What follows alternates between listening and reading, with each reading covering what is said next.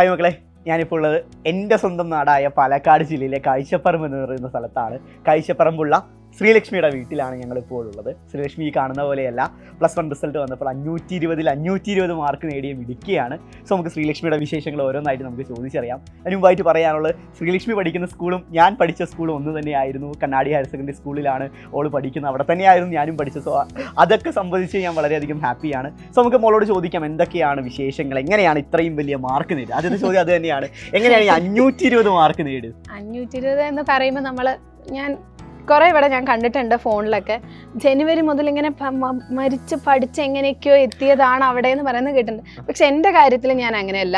June മുതൽ first തൊട്ടേ നമ്മൾ സ്കൂളിലെ ആയാലും സൈലത്തിലെ ക്ലാസ് കണ്ട് ഫുൾ പ്രിപ്പയർ ചെയ്ത് നോട്ട്സൊക്കെ പ്രിപ്പയർ ചെയ്ത് ഒരു ഡിസംബർ എന്നുള്ളൊരു ടൈം ആകുമ്പോഴേക്കും നമ്മൾ പോർഷൻസ് ഒക്കെ കംപ്ലീറ്റ് ചെയ്തിരിക്കും.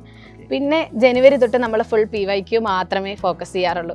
എൻ്റെ കാര്യത്തിൽ എന്ന് വെച്ച് കഴിഞ്ഞാൽ എക്സാമിൻ്റെ തലേന്ന് പിന്നെ ടെൻഷൻ അടിച്ച് ഓടിച്ചാടി പണിയെടുക്കണത് എൻ്റെ ഇതിൽ എനിക്ക് ശരിയാവുന്ന കാര്യമേ അല്ല.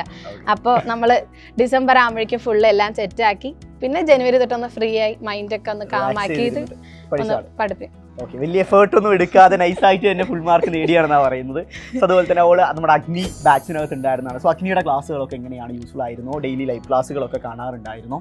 അതെ, നമ്മൾ വൈകുന്നേരം വരെയുള്ള ക്ലാസ് ഒക്കെ കഴിഞ്ഞ് പിന്നെ ഒരു റെസ്റ്റ് ഒക്കെ കഴിഞ്ഞ് നമുക്ക് അതൊരു കാണുമ്പോൾ ഒരു ഇതാണ്. നമുക്ക് രണ്ടും ഒരു ഒറ്റ കേൾക്കലൊന്നും ഇപ്പോൾ +1 +2 എന്നുള്ള മാറ്റത്തിലേക്ക് വന്നപ്പോൾ എന്താണെന്ന് വെച്ച് കഴിഞ്ഞാൽ സ്കൂളിൽ 10th വരെ എന്ന് പറഞ്ഞാൽ ഒരു ഒറ്റ വട്ടം കേട്ടാൽ നമുക്കത് ക്ലിക്കായി കറക്റ്റായി നിൽക്കുമായിരുന്നു. പക്ഷെ ഇപ്പോൾ അതങ്ങനെയല്ല, നമുക്ക് 2-3 വട്ടം ഒക്കെ കേൾക്കണം.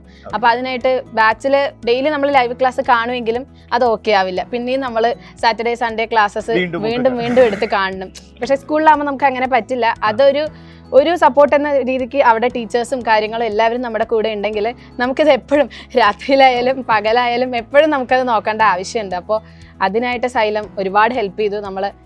അപ്പോൾ ഞാനതൊരു ജൂൺ അവസാനമായി ഞാൻ എടുക്കുമ്പോൾ, എന്നാലും ഒരു മാറ്റം എന്ന് വെച്ചാൽ ഹ്യൂമാനിറ്റീസ് എടുക്കാൻ നിന്ന ആളാണ് ചെറുതായിട്ട് ബയോസയൻസിലേക്ക് ചാടിയത്. അപ്പോൾ പിന്നെ ഇനി എന്തായാലും ഒറ്റയ്ക്ക് പോക്ക് നടക്കില്ല എന്ന് അറിഞ്ഞുകൊണ്ടാണ് സൈലത്തിലേക്ക് ഓപ്റ്റ് ചെയ്തത്. സോ അതുപോലെ തന്നെ അല്ല, ഇപ്പോൾ ഉള്ള കറണ്ട് +1 വിദ്യാർത്ഥികളുടെയൊക്കെ സംശയമായിരിക്കും, ഒരു ഫുൾ മാർക്ക് നേടുക എന്ന് പറയുന്ന ലക്ഷ്യം പലർക്കും, അയ്യോ ഫുൾ മാർക്ക് 10ാം ക്ലാസ്സിൽ ഫുൾ A+ നേടിയ ഒരാളാണെങ്കിൽ പോലും +1 ഫുൾ മാർക്ക് വരുമ്പോൾ അവർക്ക് ഭയങ്കരധികം ടെൻഷനാണ്. ഈവൻ ഇംഗ്ലീഷ് പോലുള്ള സബ്ജക്റ്റുകളിലൊക്കെ എങ്ങനെ പോയാലും ഒരു മാർക്കൊക്കെ പിടിക്കാൻ സാധ്യതയുള്ള സബ്ജക്റ്റുകളാണ്. സോ അതിലും അതൊക്കെ ഓവർകം ചെയ്ത് ഫുൾ മാർക്ക് നേടിയപ്പോൾ എല്ലാവരുടെയും അടുത്തുള്ള സംശയം എന്ന് പറഞ്ഞു വെച്ചാൽ, ഇതെന്താ സ്ഥിരമായിട്ടൊരു പഠിപ്പിയായിരുന്നു, പഠിപ്പി കുട്ടികൾക്ക് മാത്രം സാധിക്കുന്ന ഒരു കാര്യമാണോ ഫുൾ മാർക്ക് എന്ന് പറയുന്നത്?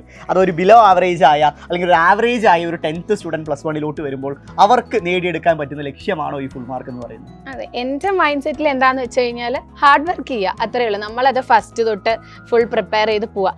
ചിലവർക്കത് ഓക്കെ ആവും, ചിലപ്പോൾ ലാസ്റ്റ് ഒരു 2 months എന്ന് പറയുന്നത് ചിലവർക്ക് അത് ക്രൂഷ്യൽ ആണെങ്കിലും അത് ഓക്കെ അവരത് ഓവർകം ചെയ്ത് വരുമായിരിക്കും. പക്ഷേ എന്നെ പോലെയുള്ളവർക്ക് എന്ന് പറഞ്ഞാൽ ഫസ്റ്റ് തൊട്ടേ നമ്മൾ അതൊക്കെ ഒന്ന് പ്രിപ്പയർ ചെയ്ത് സെറ്റായിട്ടൊന്ന് ഇരുന്ന് കഴിഞ്ഞാൽ എല്ലാം നേടിയെടുക്കാൻ പറ്റും, ഉറപ്പാണ്. പ്രാക്ടീസ്, നമുക്ക് ഇതുപോലെ ക്ലാസ്സും സൈലൻസാറും ഇഷ്ടം പോലെ നമുക്ക് വഴികളുണ്ടാകുമ്പോൾ പിന്നെ നമുക്കൊന്നും പേടിക്കേണ്ട കാര്യം ഉണ്ടാവില്ല. അതുപോലെ തന്നെ അടുത്തൊരു കൺസേൺ എന്ന് പറഞ്ഞാൽ, പല കുട്ടികളും ഇനീഷ്യലി തന്നെ പ്രീവിയസ് ഇയർ ഒക്കെ വർക്കൗട്ട് ചെയ്യുന്ന കുട്ടികളുണ്ടാവും, അല്ലെങ്കിൽ ഇനീഷ്യലി കണ്ടന്റുകൾക്ക് ഊന്നൽ കൊടുത്തിട്ട് ഗ്രാജുവലി പ്രീവിയസ് ഇയറിലോട്ട് കടക്കുന്ന കുട്ടികളുണ്ടാവും. സോ ഏത് ബെറ്റർ വേ ആണെന്ന് തോന്നുന്നു? ഇപ്പോൾ ശ്രീലക്ഷ്മിയെ സംബന്ധിച്ച് ഏത് മെത്തേഡിലൂടെ പഠിക്കുന്നതാണ് കുറച്ചുകൂടി ഇമ്പാക്ട്ഫുൾ? നമ്മൾ പറഞ്ഞു ഓൾറെഡി ജനുവരി മുതലാണ് പ്രീവിയസ് ഇയർ നോക്കിയിട്ടുണ്ടായിരുന്നെന്ന് പറഞ്ഞു. അപ്പോൾ ഇനീഷ്യലി ഉള്ള എക്സാംസ് ഒക്കെ നമ്മൾ ഫേസ് ചെയ്യേണ്ടി വരുമല്ലോ. ഇപ്പോൾ ഇവൻ ഓണം എക്സാം ആണെങ്കിലും ക്രിസ്മസ് എക്സാം ആണെങ്കിലും മോഡൽ എക്സാം ഒക്കെ വരുന്നുണ്ട്. സോ ആ ഒരു പീരീഡിലൊന്നും പ്രീവിയസ് ഇയർ ഒട്ടും തന്നെ നോക്കാത്ത ഒരാളായിരുന്നു, അതോ പ്രീവിയസ് പഠിക്കുമായിരുന്നു? അങ്ങനെയല്ല, നമ്മൾ നോക്കണം. ഓരോ ചാപ്റ്റർ കഴിയുമ്പോൾ ആ ഒരു 2 to 3 yearsന്റെ മാത്രം നമ്മൾ നോക്കി ക്രിസ്മസ് എക്സാംസ് ഒക്കെ ഒന്ന് ഓവർകം ചെയ്ത് നമ്മൾ വരും.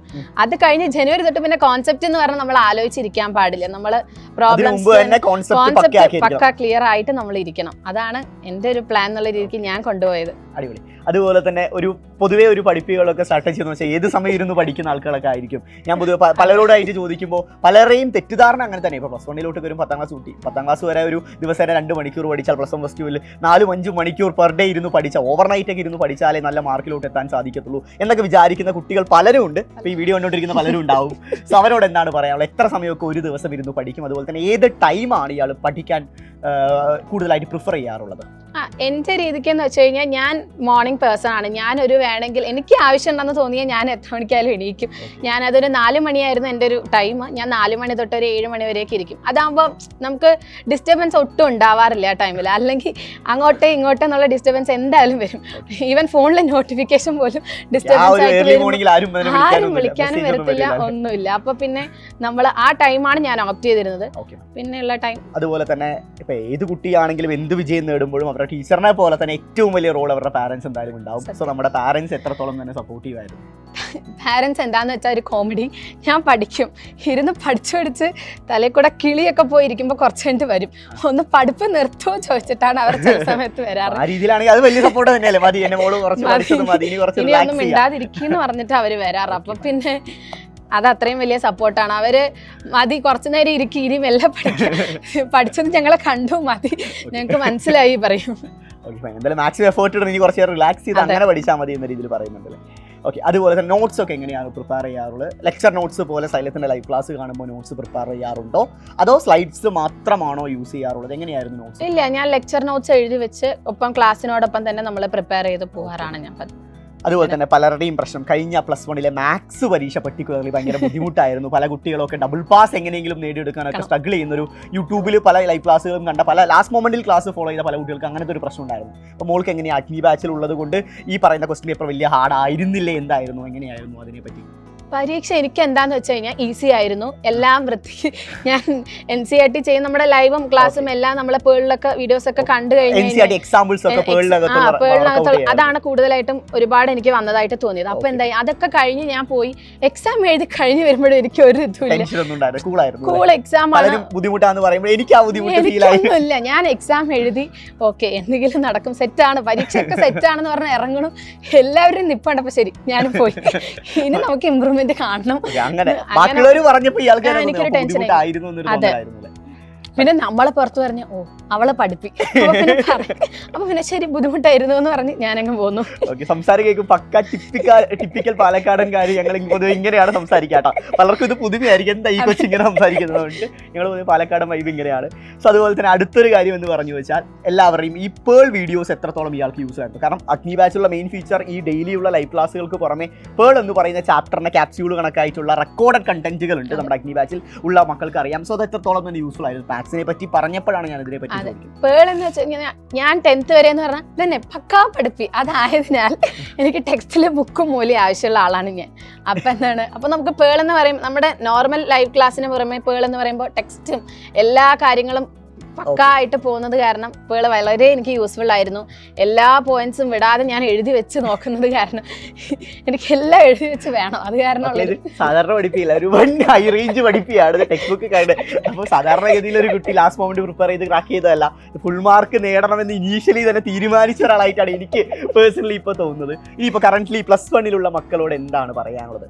അതെ, 10ാം ക്ലാസ്സിന് +1 വരുന്ന ആൾക്കാരോട് ഈ ഫുൾ മാർക്ക് എന്ന് പറയുന്ന ടാർഗറ്റ് അടിക്കണമെങ്കിൽ ഇയാളെ പോലെ തുടക്കം മുതൽ ഇത്രയും ഹാർഡ് വർക്ക് ചെയ്യേണ്ട വരും? അതൊന്ന് നമ്മുടെ അഗ്നി ബാച്ചിന്റെ ഒക്കെ സപ്പോർട്ട് ഉണ്ടെങ്കിൽ ഒരു ആവറേജ് സ്റ്റുഡന്റിനും സാധിക്കുന്ന ഒരു കാര്യമാണ്. എന്താണ് അവരോട് ഒരു അഡ്വൈസ് എന്ന രീതിയിൽ പറയാനുള്ളത്? ഞാൻ പറയുന്ന കാര്യം, ജനുവരിയിൽ പഠിക്കാൻ പറ്റുന്നവരൊക്കെ ഓക്കെയാണ്, അതൊന്നും ഞാൻ പറയുന്നില്ല. പക്ഷേ ജൂൺ തൊട്ട് നമ്മുടെ സ്കൂളിലെ ടീച്ചേഴ്സിൻ്റെ ക്ലാസ്സും അഗ്നി ബാച്ചിലെ എല്ലാ ക്ലാസ്സും എല്ലാം കൂടെ പക്ക ഫോളോ ചെയ്ത് കഴിഞ്ഞാൽ 520 അല്ല, ഇനി ഒരുപാട് മാർക്ക് ഇല്ലാത്തതുകൊണ്ട് അതെന്തായാലും നമുക്ക് എത്തിക്കാൻ പറ്റുന്നുള്ളത് ഞാൻ ഷുവറാണ്. അത് ഫുൾ PYQയും എല്ലാത്തിനും സപ്പോർട്ടായിട്ട് നമുക്ക് പിന്നെ യൂട്യൂബ് ലൈവ് ആയിട്ട് അവർ വരുന്നുണ്ട്. സൂപ്പർ 60 ഒക്കെ എല്ലാം നമ്മൾ ഒന്നുപോലും വിടാതെ നമ്മൾ നോക്കണം. രാവിലെ എണീച്ചിട്ടായാലും എല്ലാം നമുക്ക് മതിയാകത്തില്ല. പിന്നെ ചെയ്ത് ഇഷ്ടപ്പെട്ട് കഴിഞ്ഞാൽ അങ്ങ് പൊക്കോളും. യൂട്യൂബ് ലൈവുകളും പാരലലി കാണാറുണ്ട്. റിവിഷൻ ആയിട്ട് വേണം. ലാസ്റ്റ് മൊമെന്റിൽ എന്തായാലും ഒരു റിവിഷൻ അതൊക്കെ സൂപ്പർ 60 വേണം. അതുപോലെ തന്നെ അടുത്ത ഞങ്ങളിപ്പോൾ വന്നിരിക്കുന്നത് ജസ്റ്റ് +1 ഫുൾ മാർക്ക് കിട്ടിയത് കൊണ്ടാണ്. ഈ +2 നമുക്ക് ഇതിനേക്കാളും വലിയ ടാർഗറ്റ് ആവുള്ളത്. 1200 1200 മാർക്കാണ്, പ്രാക്ടിക്കൽസ് ഒക്കെ ഉണ്ട്. സോ അത് ക്രാക്ക് ചെയ്താൽ ഇതിനേക്കാളും വലിയ സമ്മാനങ്ങളൊക്കെ ആയിട്ട് ഞങ്ങൾ എന്തായാലും വരുന്നതായിരിക്കും ഇയാളെ കാണാൻ വേണ്ടിയിട്ട്, കംപ്ലീറ്റ് സൈലം ടീം. സോ അപ്പോൾ all the best. Thank you. എൻ്റെ കൂടെയുള്ള ശ്രീലക്ഷ്മിയുടെ അച്ഛനാണ്. അച്ഛൻ സൈലത്തെ പറ്റി നന്നായിട്ട് വാചാലായിരുന്നു. അപ്പോൾ അച്ഛനോട് തന്നെ ചോദിക്കാം, എന്താണ് സൈലത്തെ പറ്റി അച്ഛനോടുള്ള അഭിപ്രായം? ഇപ്പോൾ ഉള്ള തലമുറകൾ സ്വപ്നം കാണാൻ പഠിക്കുന്നത് തന്നെ ശരിക്കും സൈലത്തിലൂടെയാണ്. ഇപ്പോൾ നമ്മുടെ കാലത്തിലൊക്കെ ഈ പുസ്തകത്തിലൂടെ മാത്രമുള്ള ഒരു അറിവ് മാത്രമേ നമുക്കുള്ളൂ. അത് വിഷ്വലൈസ് ചെയ്യും, പെട്ടെന്ന് ഇപ്പോഴത്തെ തലമുറയുടെ മനസ്സിലേക്ക് പതിക്കുന്നതിനും അല്ലെങ്കിൽ പെട്ടെന്ന് അണ്ടർസ്റ്റാൻഡ് ആക്കുന്നതിനും സൈലം വളരെയേറെ സഹായിക്കുന്നുണ്ട്. മാതാപിതാ സൈലം ഗുരു എന്നുള്ള ഘട്ടത്തിലേക്കാണ് മാറിക്കൊണ്ടിരിക്കുന്നത്. സൈലത്തിന് ഒരുപാട് നന്ദിയുണ്ട്. ഈ കുട്ടികളെ ഇത്തരത്തിൽ സ്വപ്നം കാണാൻ പഠിപ്പിക്കുന്നതും അവരോടൊപ്പം യാത്ര ചെയ്യുന്നതിലും സൈലത്തിനോട് ഒരുപാട് നന്ദിയുണ്ട്. Okay, thank you.